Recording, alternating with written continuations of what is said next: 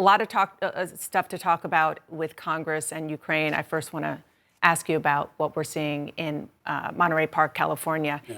In your home state of Texas, there have been a lot of mass shootings. Uvalde, Sutherland Springs, El Paso, Santa Fe. You voted no on bipartisan gun legislation last summer that got a pretty big bipartisan vote. It was pretty incremental also. Would you support any gun control measures in this Congress? You know, I was a counterterrorism federal prosecutor. I was chairman of Homeland Security. You know, Chicago has probably some of the strictest gun laws in the nation, yet the highest murder rate. So, you know, the way I look at it is we need the intelligence, we need information sharing, we need to connect the dots. Every one of these cases, and I guarantee you're going to see it in this one as well, the shooter had warning signs along the way. We just didn't respond or pick it up. So in my judgment, we could create a system. I introduced a bill that we could take public information on the internet, have an algorithm to stop the threat before it happens. That is a smart approach rather than, you know, violating Second Amendment rights. And so, look, I hope we can get that passed. We're seeing this movie way too many times. Yeah, we are. And it's absolutely tragic. Yeah. What about a red flag law? Federal red flag. Well, in a way, what I'm talking about are red flags, and every one of these.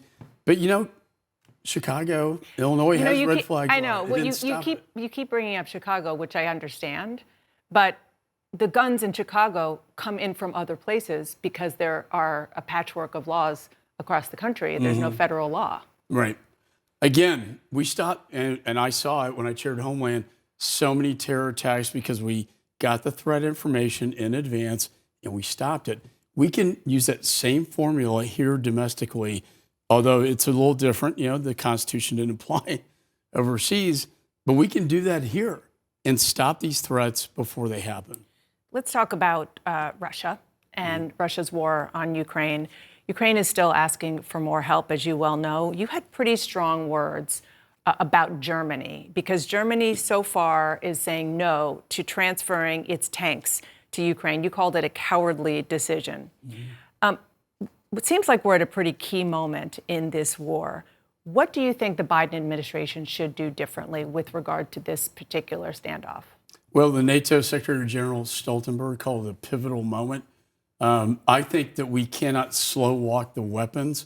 And you know, even the Wall Street Journal had a great editorial where they said, you know, there's no moral or strategic case for giving Ukraine just enough weapons to bleed for months, but not for victory.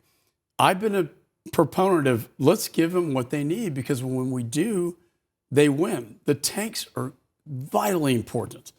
Why? Because we know with the new general Putin put in place, they're going to start a major offensive on the eastern flank in the Donbass. And we know that's going to happen. The tanks can help stop that. Germany will not put one tank in. Remember Germany, Nord Stream 2 pipeline?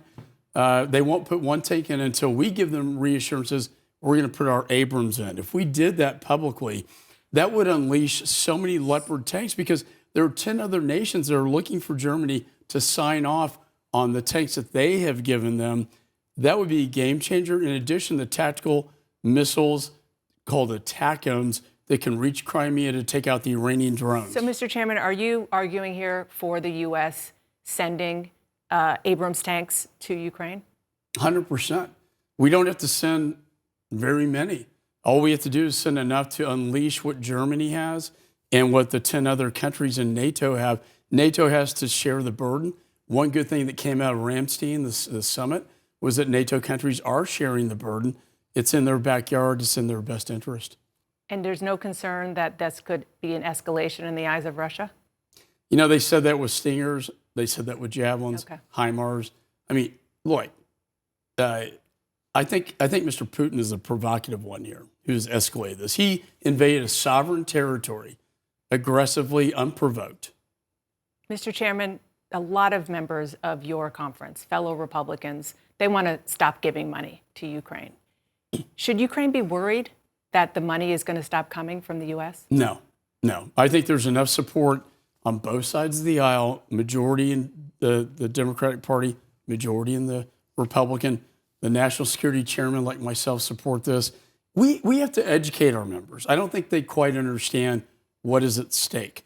If Ukraine falls, Chairman Xi in China is going to invade Taiwan, and it's Russia, China, Iran who's putting drones in Crimea, and North Korea that's putting artillery into Russia.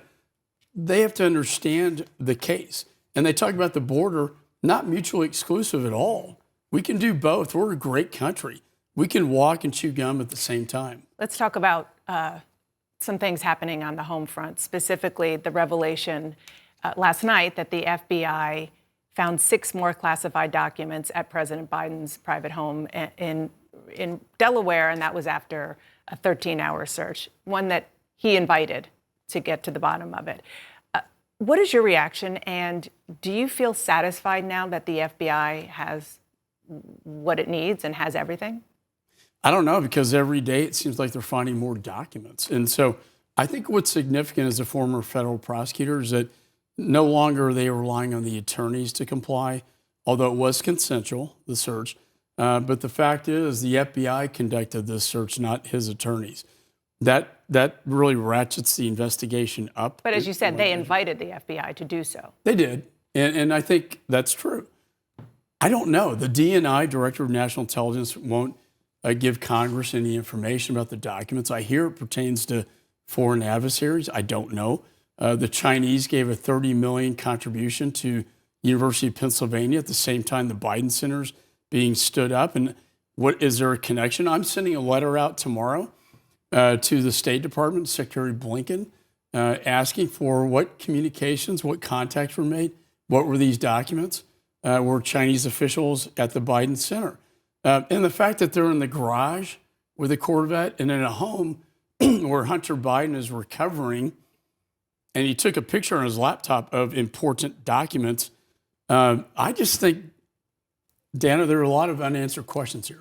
Yeah, just for the record, University of Pennsylvania said the Chinese money did not go to the Biden Center, and we don't have any evidence about Hunter Biden being related to this at all. But they do have a 1,000 Talents program. That's their classic way of permeating. I have to ask you, we're almost out of time, the debt ceiling.